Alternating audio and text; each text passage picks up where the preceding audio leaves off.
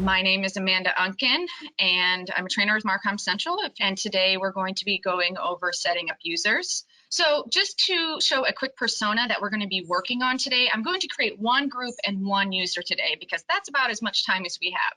We're actually going to set up a senior purchaser today. Typically, a lot of our users are purchasers, but I want to go into showing a little bit more of the setup when it comes to how to process requisitions for groups. And so we're going to set up a senior purchaser, and at the end, hopefully we get a chance to log into our time to travel portal and test this out.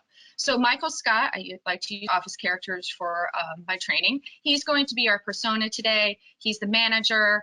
You know, he needs access to reports. He's going to, you know, he wants easy checkout. I'm not going to go through all of these points here, but he will mostly and need to make sure that he is created as a approver for other users.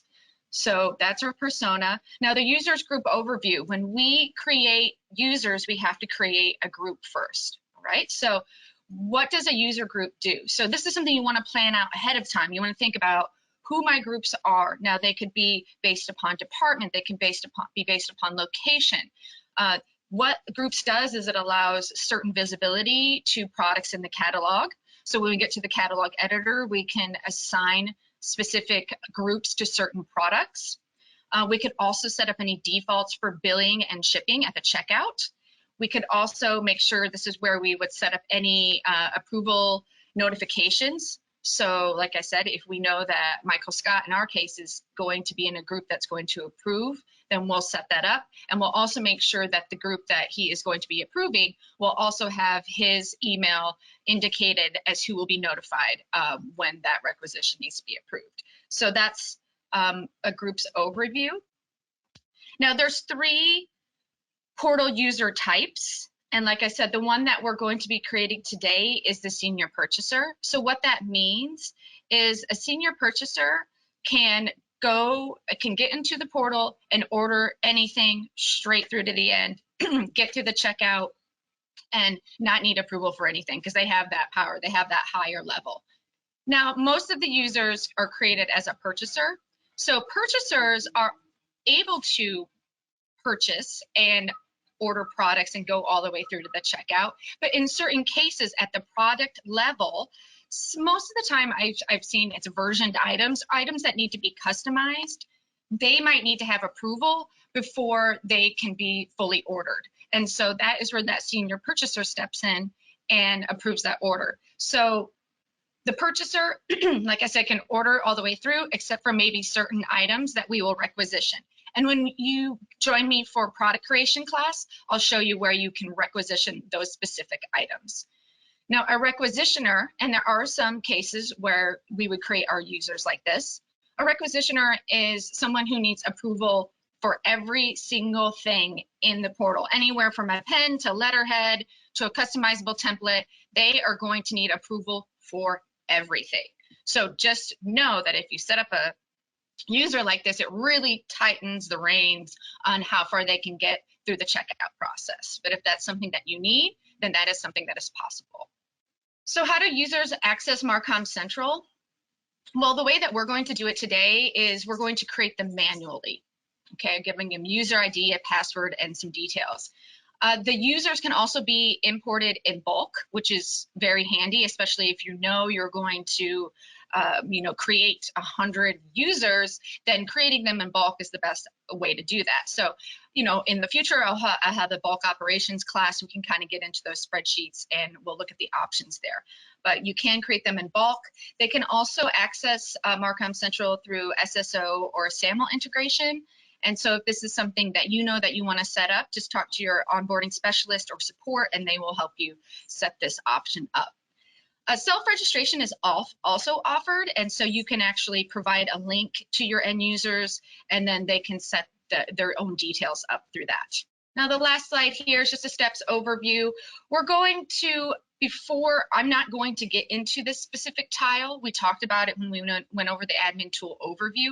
But one of the things that's important to do is to make sure that you go into that shipping and checkout tile, and I'll point it out when we get there, and you want to add or activate your shipping methods, your addresses, your cost centers, and payment methods in that shipping and checkout tile. Reason being is when you get into creating a group, these are defaults that you can set at that group level. So you want to have these activated in order for those to appear. So we're going to create a group first. That's a good rule of thumb. You can, I mentioned planning ahead of time.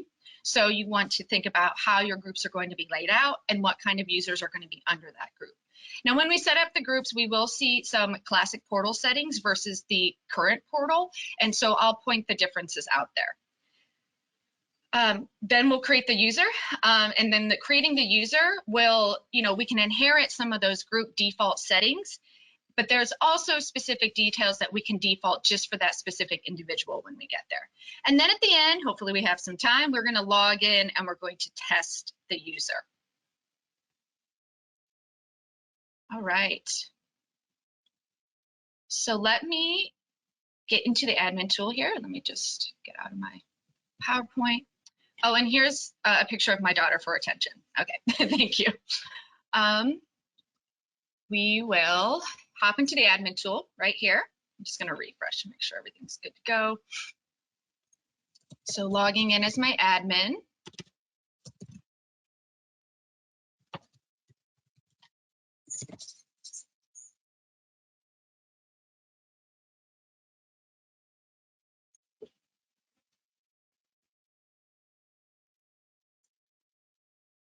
Okay, let's get to the home page here.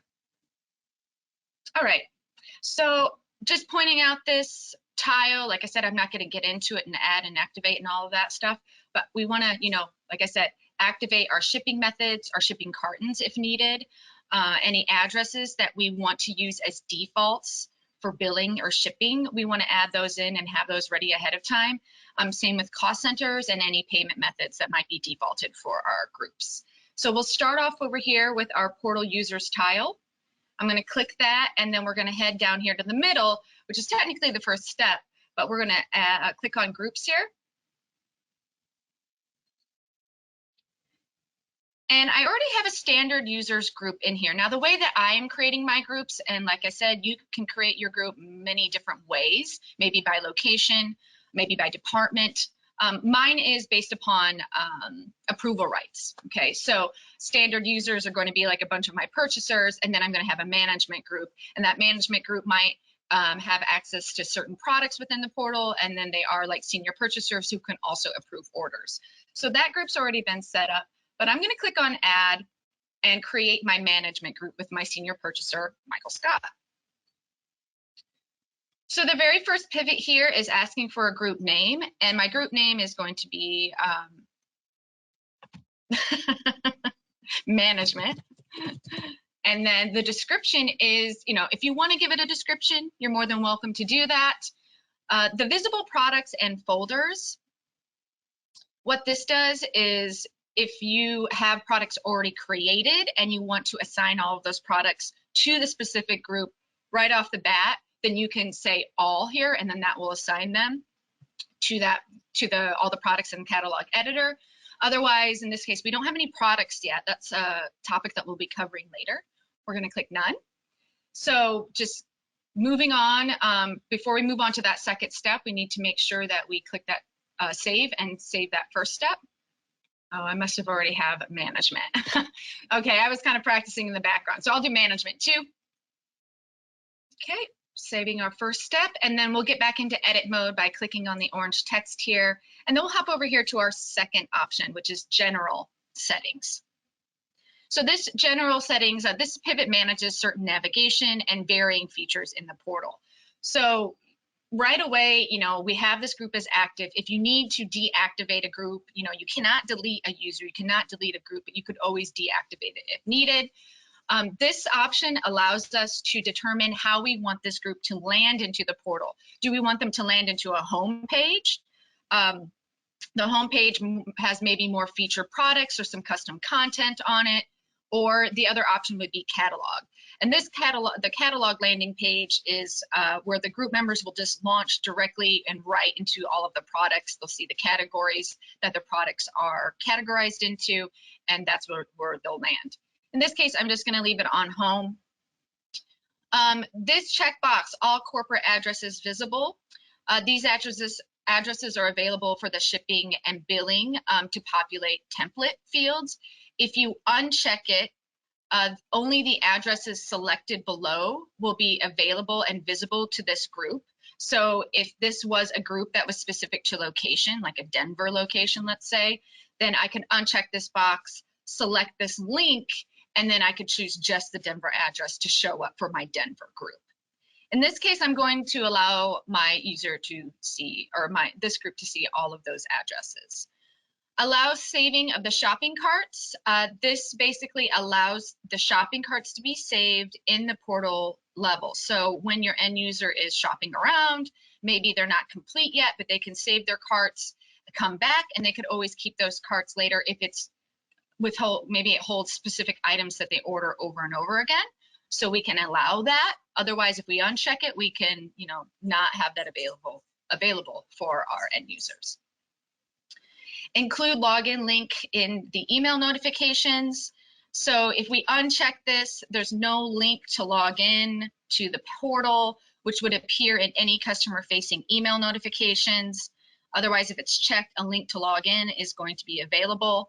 If you're using something like single sign-on, it's important to not show that login link for any customer-facing emails because, if they click on that link, it's going to take them somewhere else, but they need to probably log in through the SSO page. So these are those options for that. The enabled address books, corporate and my addresses. So what this means is that corporate addresses that we have added into the shipping and checkout tile are available for everyone to choose for a billing and a shipping default and possibly a template setup. Like if there is a template that needs to be customized, we're going to allow our end user to select corporate addresses if an address needs to be filled out. My addresses allows that end user to create their own addresses so they can access those later. So nowadays with working from home a lot, maybe a lot of these products are not being shipped to your business anymore. They're being shipped to the actual employee at their home. And so my addresses will allow them to create their own and save those. So you also have the options of, so like I said, a little bit more flexibility, allowing them to see corporate and my addresses. Corporate only would allow them to only see the corporate addresses to choose from. They would not be able to enter their own addresses. And my addresses were created by the individual, and they're available at the checkout, and they won't have the access to the corporate addresses. So in this case, I'm going to select both of those. So I'm just going to keep everything turned on here. So let's head over here to step 3, which is our billing defaults. Now this is where some of these settings are going to be available only in the Classic portal, just the way that the current portal is set up. Some of these defaults are already just available. So for example, this very first checkbox that says use existing address section for billing. Now the way that Classic set up is that, shipping is on one page, billing is on one page, and the checkout is on another. With the Classic stack, with the current portal stack, it's all on one page. So this makes a little bit more sense for the Classic. So when you're using existing address for billing, if it's unchecked, the group is going to be required to enter a bill to address every time during checkout. Otherwise, if it's checked, then they have the options to select from a corporate address, or we can even give them a default bill to address. So if that's something we want, again, if this is based upon location, or we know the specific management 2 group is always going to default their billing to a specific address in here, for example, like this San Diego address, we can select that. Now it's going to default to this. If we want to lock it down, then we could do that. But in this case, we'll default it, but we'll also offer them the ability to change it if needed. Now, payment methods. In training, I'm only working with purchase order, but if you set up different payment methods in the shipping and checkout tile, for example, credit cards or user budgets and purchase orders, then you can, determine which payment methods are available for this specific group here. You can even default a payment method if needed for that group.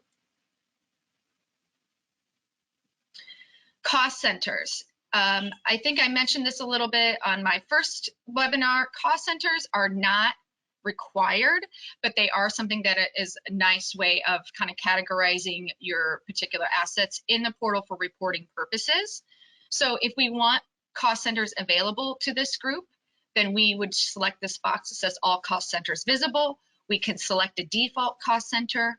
We can uncheck this box and then determine which cost centers we want specifically. So if I clicked on visible cost centers here, I can choose exactly which ones I need, because again, maybe you're setting up your cost centers based upon the group location. So when you're running reports and these cost centers are attached to specific products based upon the group and the end user logging in, then that is what will be reported. So you can get as specific as you want here. In this case, I'm just going to have, so you could set a visible cost center and then you could set a default if needed. I'm just going to check this box and have all cost centers visible to this particular group. So the show pricing, this is a classic only setting again. It's basically, if it's unchecked, the product pricing is not going to be visible to the group in the catalog or during checkout. This includes the shipping price. And if it's checked, the product pricing is visible for the group, even if it's like $0, for example. So this is just an option that will show the pricing or not. Okay, so that's billing setup. Now we're gonna head over here to shipping. Now shipping is pretty, similar in terms of like, setting up specific sections for the shipping address, for example, like we did in billing. So use existing address section for billing. So the same goes for what we just mentioned, classic only setting, but unchecked, their group is always going to have to put in a ship to address. If it's checked, then the group can select from existing locations to populate the ship to information at the checkout. Again, we can also select a default ship to address. So, maybe that San Diego build to address I sent as a default, it's going to be the same for the shipping as well. And again, I have the option to lock that down. Now we can also set up default shipping methods that for this group, for this particular group. Again, maybe they're at a specific location. They need, next day air rather than, ground or something like that. Then we can actually set up default shipping methods here. So I have a couple custom methods set up that I've activated for this portal particularly, but in this case, again, I'm not going to default any shipping methods for the group. What I am going to do is when I get into product creation, I'll just select the methods that I want for shipping at that level. So there is different levels. There's like a group level, the users level, and then there's like the product level. And so the product level is always going to take precedence over the users, and the user level is always going to take precedence over the group. So when we get into user settings, you want to make sure that you're not completely conflicting anything that's set up in the group. And if you are, that's okay. But just know that those user settings are going to take precedence. Let's see, show shipping methods. So, if we didn't want to show the shipping method, then we could check or uncheck that. Unchecking it, the shipping method, the no shipping method will show up in the drop down or appear in the shipping page. Maybe if you wanted to just lock the shipping down, you have it defaulted, your end users won't even see it at the end, then that's okay. So you can do that. Otherwise, if you do want to show the shipping method, which is okay for me to personally show, I'm going to keep that box checked. And then hide shipping amount in portal when it's 0. Again, classic only, kind of based upon that pricing we just talked about in the billing section. It's the hide shipping amount in portal when it's 0. So it's going to show $0. If we don't want that 0 to show, for example, we can check that box and it will not show up. Okay, so the next step is checkout workflow. I'm going to just kind of glean over this. All of these settings are specifically for Classic Portal.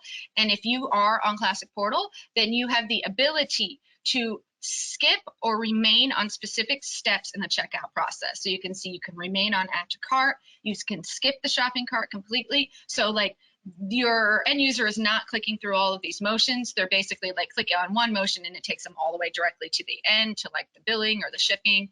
So you have the ability to skip specific parts of the process of checkout. We're heading over here to administration, and this is where I want to focus on specifically because Michael Scott, right, in our management group is going to be the approver for our end users in the standard users group. And so this section, you know, manages capabilities and notifications for approvals, as well as visibility of specific sections of the portal. So visible reports. Now this is just more of like a, you know, something that he can access through his profile in, or I think it's in a specific, another menu in the portal. So because he's management, I want to give him access to all reports. So he can run reports, he can see, you know, which products have been ordered that month, and a plethora of other reports. So I'm going to say all here, or I can actually specifically choose which reports he'll have access to. If I want to enable the charts, I'm going to do that. I can, you know, check this box and make sure all products are visible in the reports. And then, you know, most importantly, he's going to process requisitions for groups. Now, if he is an approver, like let's say you have 10 other groups, if he's an approver for all 10 of these groups, then we can just check this box and say, hey, you know what? He's just going to process requisitions for all groups. If he is just strictly the approver for the standard users group, then we leave that box unchecked, and then I determine right here which group he's going to be the approver for. So in this case, it's going to be the standard users. So I'm going to highlight that one here, click OK.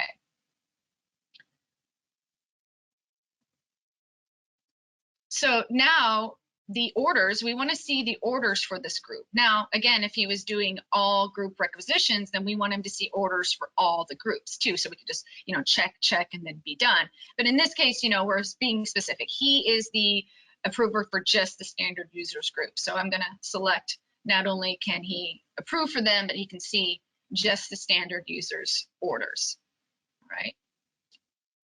Now, these areas are specific for who will be contacted when an approval needs to be made. And so in this case, he is the approver. So he doesn't need to have an email of who will be contacted if he needs to go through an approval process. So what I might do after this is hop into the standard users and enter in his email to make sure that he is going to be the one that is contacted when somebody from the standard users group needs an order approved. So there's two options here. The requisitioner approver email, this notifies the approver for our requisition users only. So if this group was full of requisition users, then we would need to put the approver who will be notified email in this box. In the case of what we're doing, we're creating a purchaser, or we're creating a senior purchaser here, but we've created purchaser for him to approve for. So we would put it down here in the senior purchaser's email. So that would be, you know, it could be one email, it could be multiple emails. So it's specifically if, you know, you're going to have more than one approver, then you could, you know, separate those email address by a comma and then enter in as many approvers as you need. So like I said, we'll show how to add that in when we get to the standard users group. So that's the admin. Like I said, make sure that we set up who we want to approve for, you know, make sure that we check and indicate which orders, because if we don't, you know, click one of these, like even if we set them up for requisition to see standard users, if we don't check to see orders, then he's going to go into his order history and he's not going to see those orders. So we just got to make sure that we get that all set up. Now the last pivot here is our digital delivery email. And what this is you can create custom content for the email footer when a digital asset is emailed to a group. So groups can have specific digital delivery email footers. Now, if you don't do digital delivery, then don't worry about it. If you do digital delivery, then maybe this is something that you want to consider if you need to have additional information or specific content in the text that will appear when a user basically emails or shares to themselves or to others a digital asset. And then the override portal address can spam. This basically is because you know, we're not allowed to send out spam. Like you would have to create an opt-out option technically if you created custom content here. But if you want to override that opt-out option completely, then you can check that box here. All right, so that's my group.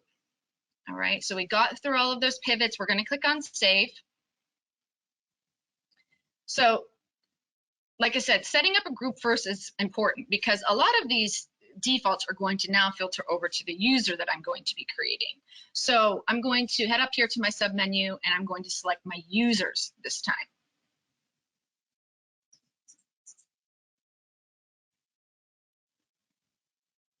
Okay, so we have a standard user already created, right? This would be someone that Michael Scott would be approving for, in this case, Pam Beasley. So we're going to click on add, and we're going to add him in as a user.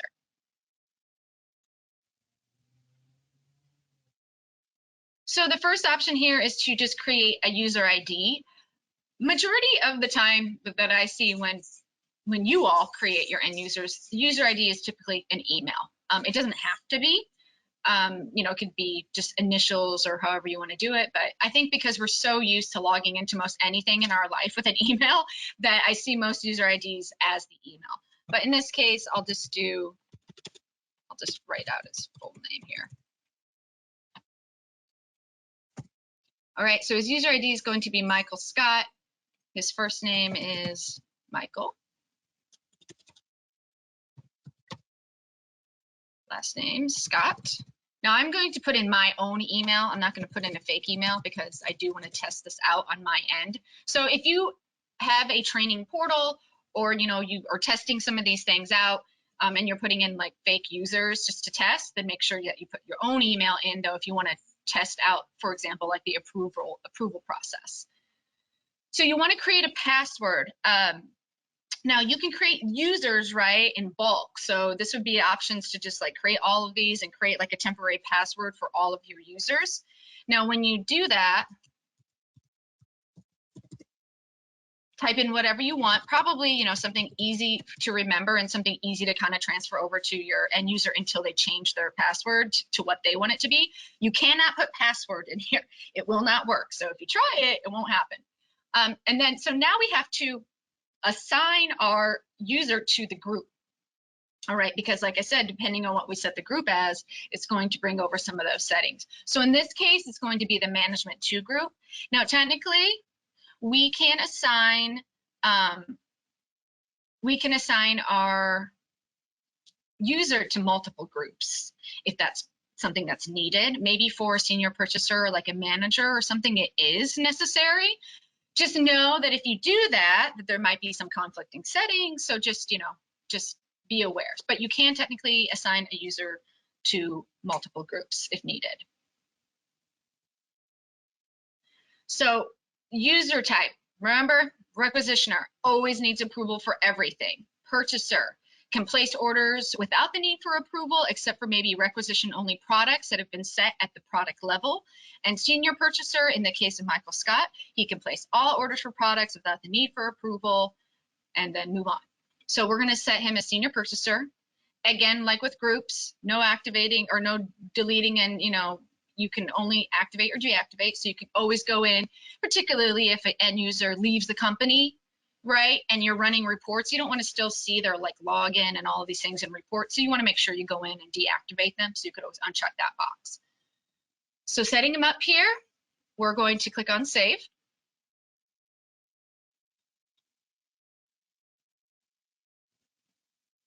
All right, get into our edit mode, either by clicking on the orange or clicking on edit up here on the right-hand side. Now heading over here to login details, or basically login information. This section just manages the login date information and password reset. So if this is the first time you've created this user, then you want to probably force a reset on the password. So then that way they're forced to create their own password. And then from there on out, if they forget their password, then they can just click forgot password and they can reset it themselves. You also have the ability to reset the last activity date. And of course, the last activity date right here is when they've actually were created. So if you are going to reset a password for somebody, maybe because they didn't want to do it. If you want to reset their last activity date, you could always do that. Or maybe someone went on leave for a while and they came back, you want to reset the date because, like I said, if this information is included in reporting, maybe that's something that's important. So step 3, order and payment. This is where we're going to start seeing some of those settings that have been created in the group filtering over here to the user. So order and payment, this manages payment methods and then order procedures. This first option allows the user to select payment methods. So if we leave this box unchecked, the portal user will not see a payment method drop down. Maybe what will happen is it will just take the default that was created in the group.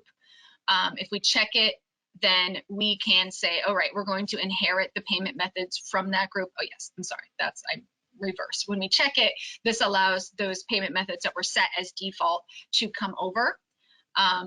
Maybe we don't want the default set up for this particular user. Like maybe they're going to have to select their own specific payment method because they have special payment method. So you would want to uncheck that.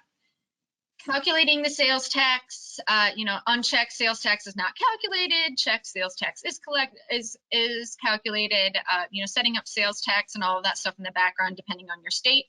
That's something, again, you can talk to your onboarding specialist or support about. Now, cost center options. If you are going to use cost centers, then it's important to determine how our end user is going to access those cost centers.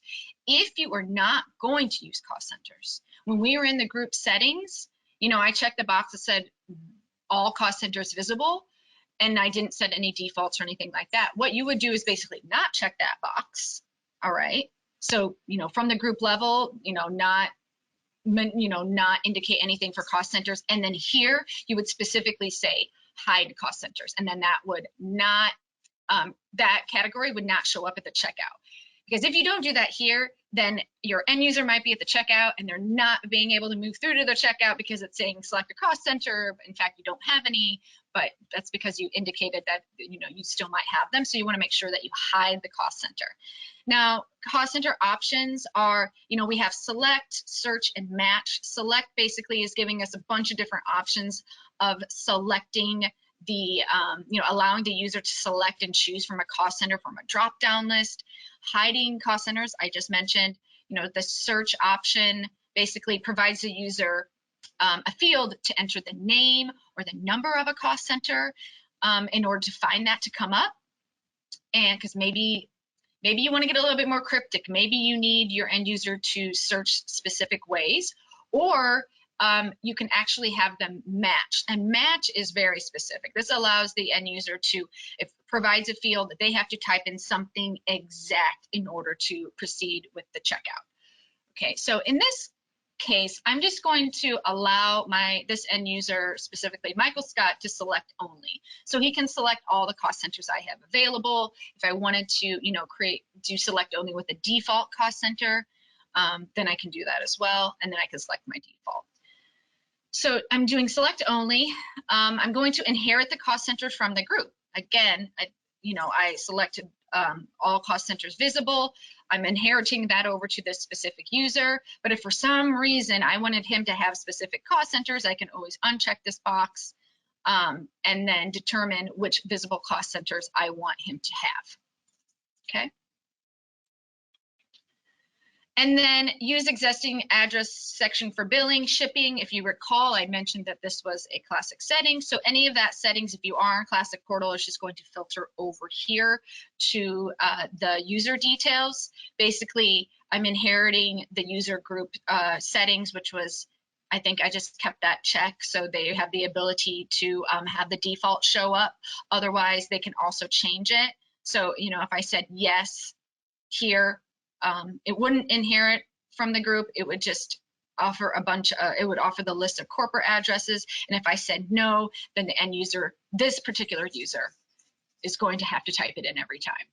Okay, just because we set it up in the group this way, that they are particularly going to have to enter their own address every single time. Maybe this is the one person that works from home, or he lives in the mountains somewhere, and he's going to be shipped to something separately.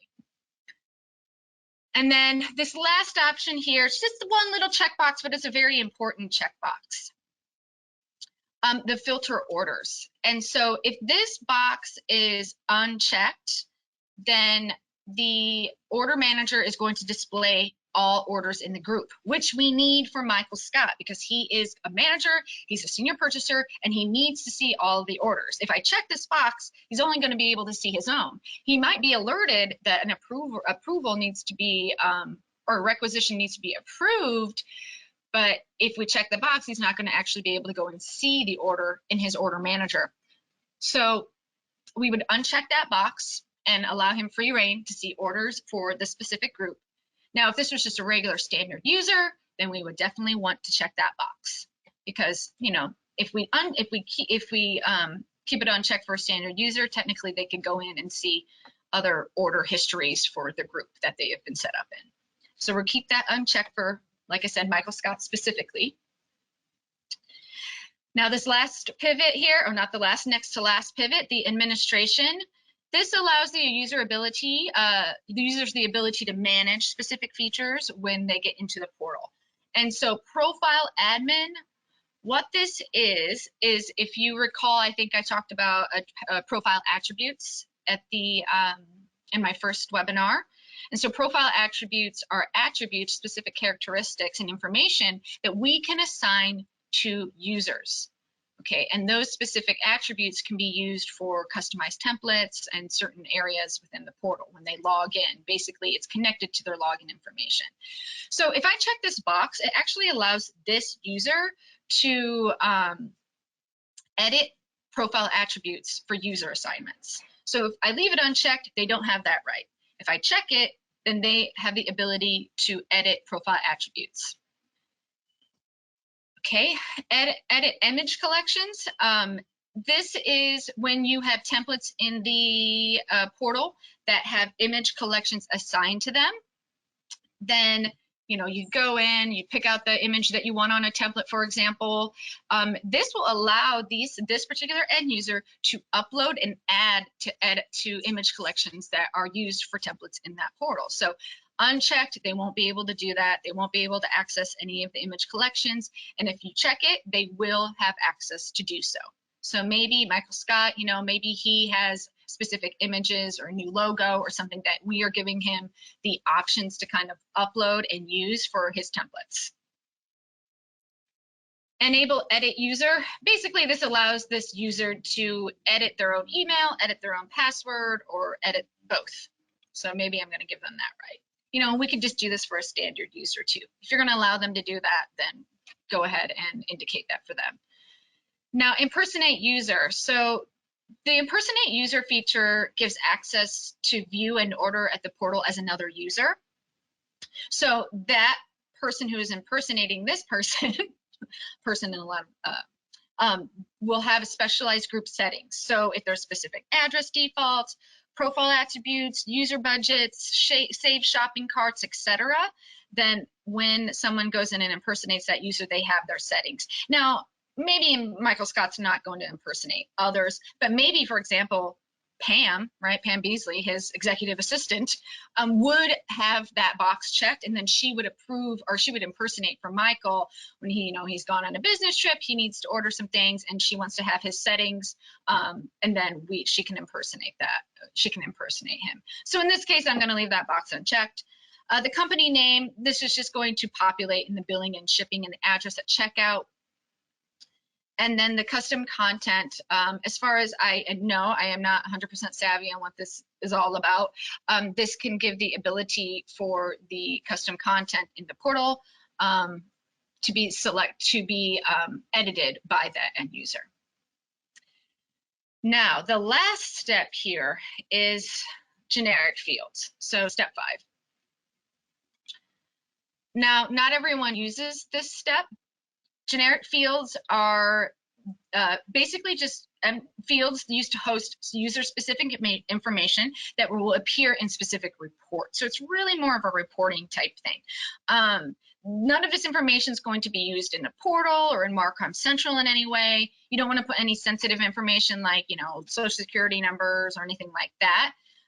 But, you know, maybe you want to put in specific information about this user, like maybe the department, maybe their employee ID, I don't know, maybe how long they've been in the company. An example that I just had, I had someone ask me, you know, to run a report for them. I ran the report. there was 1,000 groups or 1,000 employees in groups. And she said, well, I'm looking for the specific department. And so the specific department was not indicated. And so unless it was indicated here, it's not going to show up in a report. So, you know, that's something that they might have to go back in and do for those 1,000 users. So just make sure that if you want to get this set up ahead of time, get it set up ahead of time, and then that particular field can be used in reporting if that's needed. In this case, I'm not going to fill anything out, and I'm going to click Save. So that is it for my groups and my users. Now, one of the things I am going to do is I'm going to go back here to my groups, and I'm going to indicate in the standard users group here. If you recall, I mentioned, you know, going in and putting in the senior purchaser email. I already have it in there.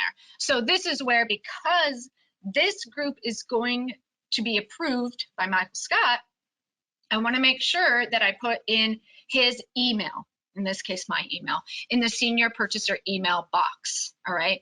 If he was being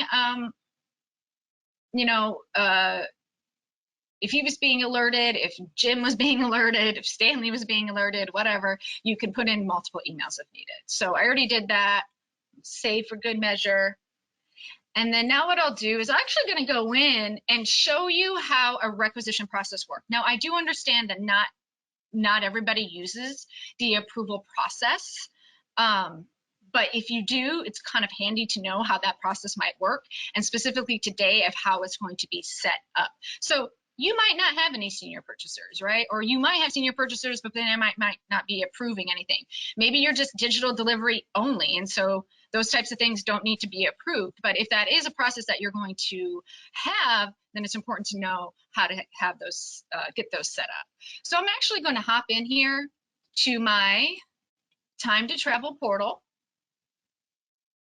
So I'm going to log in as a purchaser, and I'm going to grab a couple items and I'm going to throw them in my cart. One of those items is going to be a requisition item. So then that way we can see what that item might look like in the portal, indicating that it needs approval. And then we're going to log in as the approver and then approve that order. So my, okay, just give me one moment here. So I'm going to log in as Pam Beasley, okay? So she's in my standard users group. And if you recall, our time to travel portal is our travel agency. And the reason why we use travel as our theme is because, you know, we can use pretty pictures and think about traveling. So Pam is going to go to a travel expo, let's say, and she wants to grab a couple flyers to hand out to passersby. So she's going to search for, and I'm just going to add in a couple products here. The first one is the insurance flyer. And we'll be going over product creation, how to set up the description, the instructions, the thumbnail, and all of that in one of my subsequent sessions. So I'm just going to click on this particular item here, and she's just going to add it to cart. Okay, she's going to add. Maybe she wants to print out 100. Okay, so she's going to not proceed to checkout quite yet, but she's going to now look for this destination flyer. This is going to be the requisition item. Now, when you do that at the product level, and again, we'll point that out when we get into product setup, there will be a checkbox that's on step 7 or 8. I can't remember exactly when we get into product setup. And when we check that box, now when we get into that product that needs approval, it's going to say right off the bat here, hey, item requires approval by senior purchaser. So hopefully Pam has read that message. Now, if she hasn't, it will indicate at the checkout that this is a requisition item. So she's going to customize this.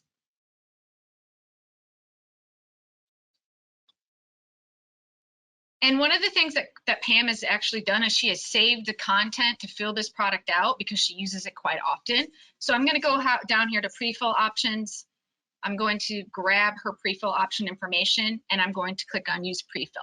Now I can talk about that when we get more into versioned items and template setup. So she's entered the information in. She's going to click on preview because that has to be a step in order to actually add this item to the cart.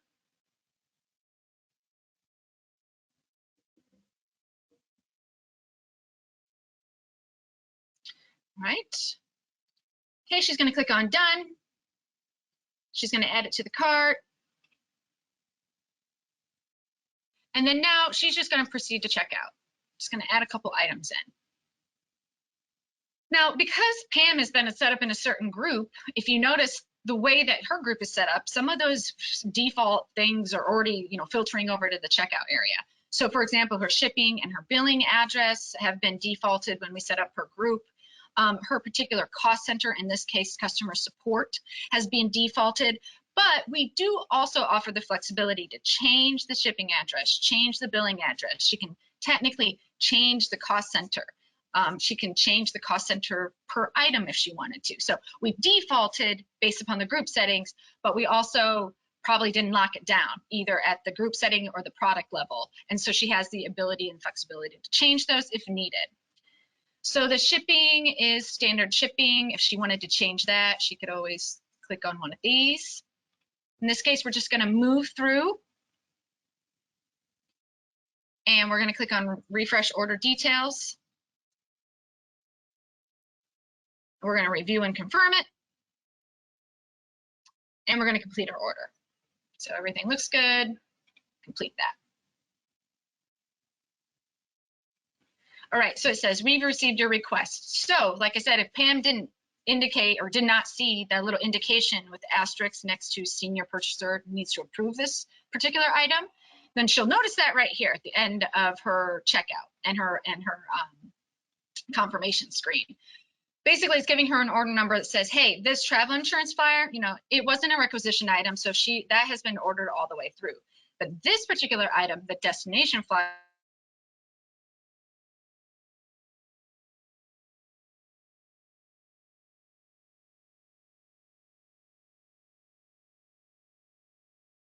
now has a requisition number that was generated by the system, and it needs approval. And so what has happened, the senior purchaser, sorry, I'm just trying to refresh my email over here. The senior purchaser should be receiving an email that says, hey, you have an item that needs to be requisitioned.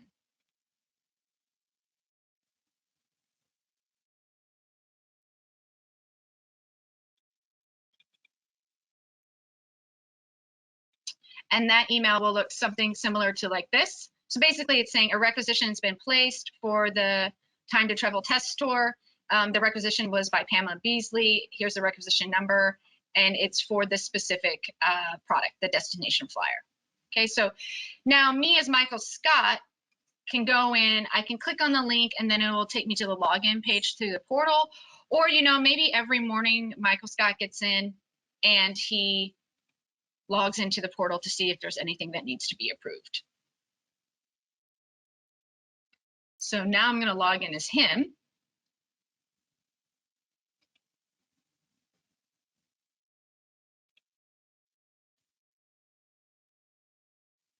Okay.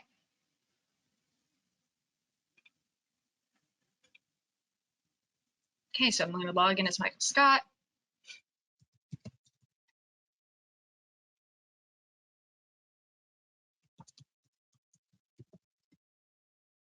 Oh, that is not the right page here. Let's go into this. This is what I'm looking for.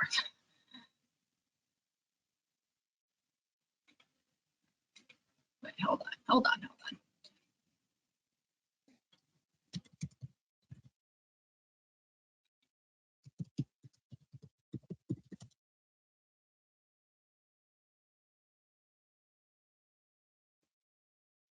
Okay, so now Michael is logged in, and one thing that will show up for him is now, remember, because we opened the orders to be seen by him, he will have an alert in the upper left-hand side with this little kind of blue dot over this hamburger menu. So if he clicks on that, he'll notice there's a little dot next to the requisition history. He's going to click on that. And he's going to see that Pam has, filled out an item and it needs to be approved. And so he can either click on the requisition number or details. It doesn't really matter. It's going to take him to that item. And so he has the option here of approving it right off the bat, editing it, or denying it. So if he wants to just approve it, he's like, oh, I trust that Pam filled out everything. I'm going to approve it right now. But if he just wants to take a look and see, you know what, I'm just going to check and make sure she filled it out correctly, he can click on edit. He can take a look at the information she filled out. And, you know, even if he sees something that's not correct, if he sees something that's not correct, he can always deny it and fill out a little note that says, hey, you didn't fill this out correctly. Then if that's the case, then he would deny it. She would have to go through the process again, put back in the requisition, and he'd have to go back and approve it. But if he's a nice boss and he's like, you know what, I'm just going to make this little change for her, and he can do that right here. So technically, if he says, you know what, hey, Pam, our phone number is not 3434, it's 3435. He can change it. He can click on, he has to go through the motions of previewing it, just like she did before, to make sure that everything concatenates correctly in the background. He would click on done. He would click on update item. And then now he can approve it. So he edited it. Now he can approve it. He can make that little note that said updated, you know, phone number, and then he'll submit it. And then in turn, Pam is now going to get an email that is indicating that the approval has been, or the order has been approved, and that order has now been placed. Okay, where are we at with time? We have 5 minutes. Are there any particular questions, Leanna, that came up that you couldn't answer, or that I can hopefully answer? There was just one question about the product webinar, and that gave that date. So okay, that's it. Okay, great. Please feel free to email me if you have any questions. Again, let me just bring up my email, aunken@marcom.com. If anything comes up after this session, I appreciate your time today, everyone, and I look forward to seeing you on March 16th for Portal Search Tools webinar. Bye, everyone. Thank you.